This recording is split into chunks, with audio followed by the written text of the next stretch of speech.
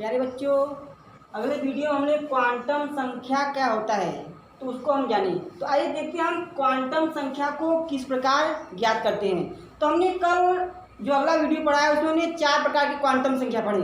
तो पहला हमारा था मुख्य क्वांटम संख्या। मुख्य क्वांटम संख्या, तो जो मुख्य क्वांटम संख्या है इसको हमने यम से प्रदर्शित करते थे और इसका मान पूर्णांक संख्या होता है शून्य को छोड़कर, अर्थात 1, 2, 3, 4 इस प्रकार से। तो हमने बताया था अगर यम का मान 1 होता है तो आपका के, 2 होता है तो यल, 3 होता है तो यम और 4 होता है तो यन। इस प्रकार से आपका जो मुख्य क्वांटम संख्या है कोषों की संख्या को बतलाता है, अर्थात यह आपके जो भी होते हैं यह कोष होते हैं। और दूसरा हमने बताया था द्विगंशी क्वांटम संख्या। द्विगंशी क्वांटम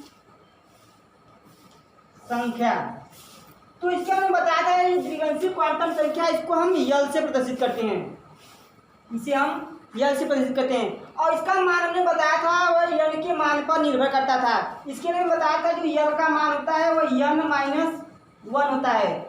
और इसका जो मान होता है यल का मान अगर 0 होता है तो अगर हम देखते हैं यल का मान 0, 1, 2, 3 इस प्रकार से होता है, तो यह आपका उपकोष को बतलाता है, अर्थात उपकोष। यदि यल का मान 0 होता है तो यह आपका यश उपकोष, 1 होता है तो पी उपकोष, 2 होता है तो डी उपकोष और 3 होता है तो आपका यह उपकोष।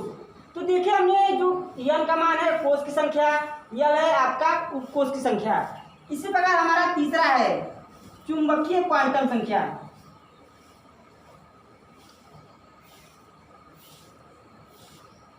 चुंबकीय क्वांटम संख्या, तो जो चुंबकीय क्वांटम संख्या होता है इसको हम यम से प्रदर्शित करते हैं। और यह जो चुंबकीय क्वांटम संख्या होता है वह कक्षकों की संख्या को बतलाता है। तो इससे हम जानते हैं कि जो यश उपकोष होता है इसमें आपके 1 कक्षक होते हैं, और जो पी उपकोष होता है इसमें आपके 3 उपकोष होते हैं, और जो डी उपकोष होता है इसमें आपके 5, और जो यम उपकोष होता है इसमें आपके 7। इस प्रकार से आपके कक्षक होते हैं। तो अब देखिए अगर जो यम का मान होता है वह यल के मान पर निर्भर करता है, अर्थात यम का जो मान होता है वह प्लस माइनस यल से माइनस प्लस यल तक होता है, और इसके मध्य में आपका शून्य भी स्थित होता है। तो जैसे हमने आपको बताया था अगर यल का मान 2 होता है तो यम का मान अगर हम 1 लेते हैं, यल का मान अगर हम 1 लेते हैं तो यम का मान प्लस माइनस 1 होगा, अर्थात प्लस 1 होगा। अब देखिए प्लस के बाद हमारा 0 आएगा, 0 के बाद फिर हमारा -1 आएगा, अर्थात इसका 3 मान होंगे। तो देख रहे हैं कि आपकी जो यम है उसका मान यल के मान पर निर्भर करता है। और अगला हमारा है चक्रण क्वांटम संख्या।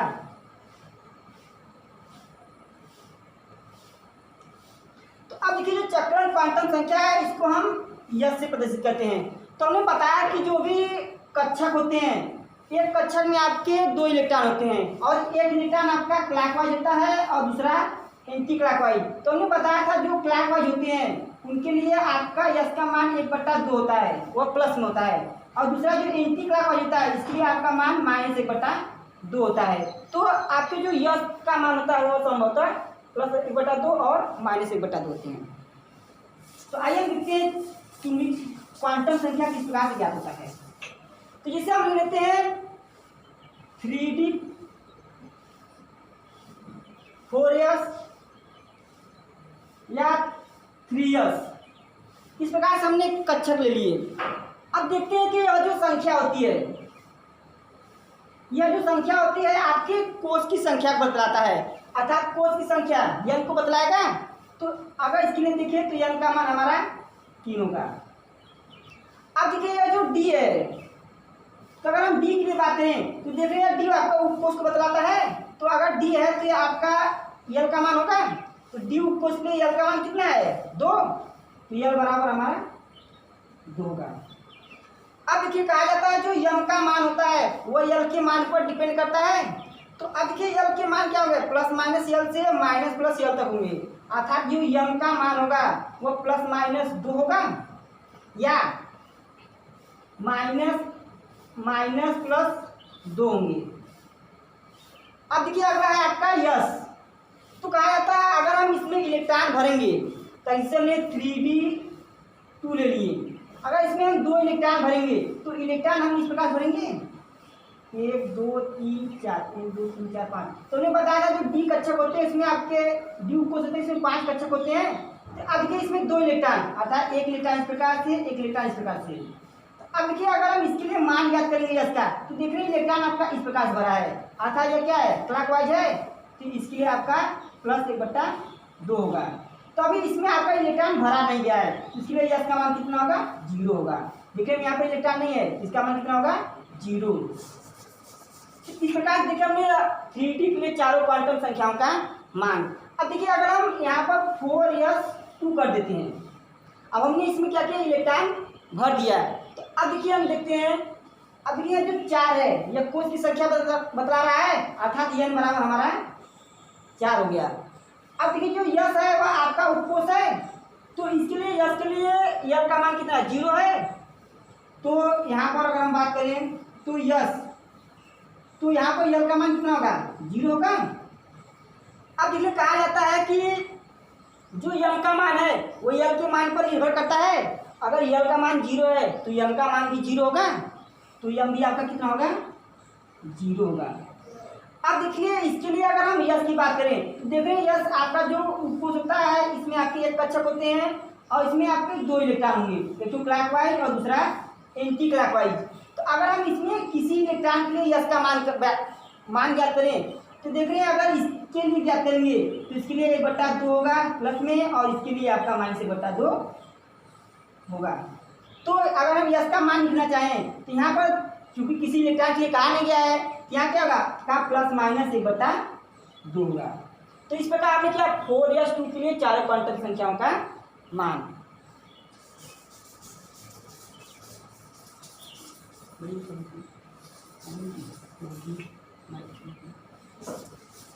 ऊपर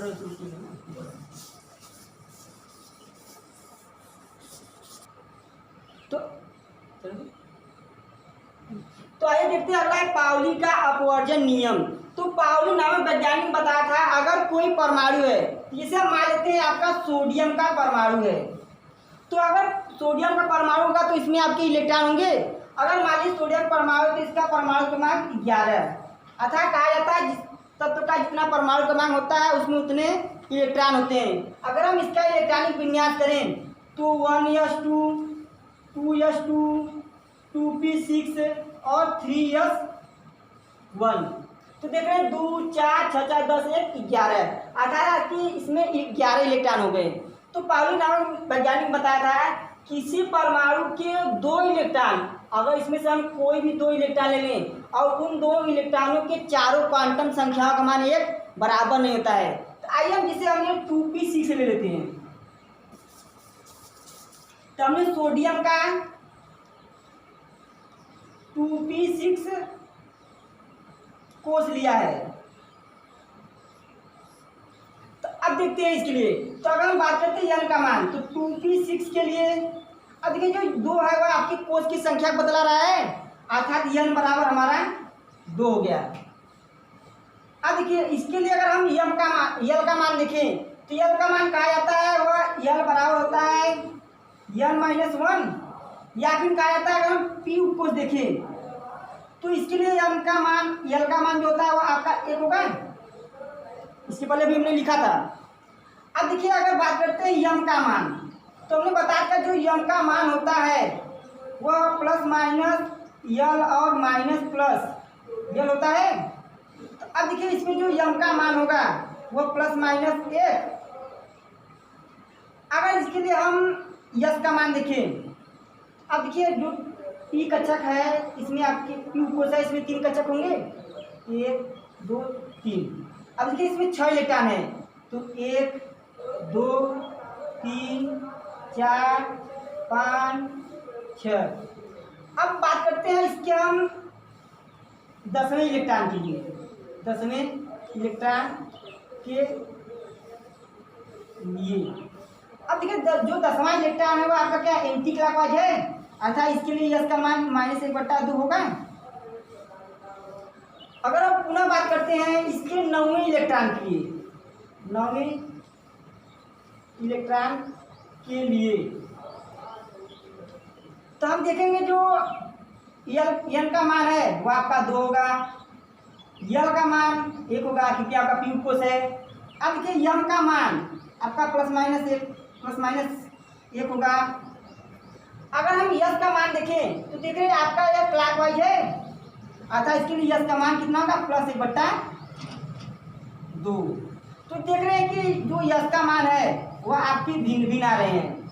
तो कहा जाता है कि किसी परमाणु के लिए दो इलेक्ट्रॉनों के चारों क्वांटम संख्याओं का जो मान होता है वह आपका एक समान नहीं होते हैं, अर्थात भिन्न भिन्न होते हैं। पाउली का अपवर्जन नियम कहलाता है।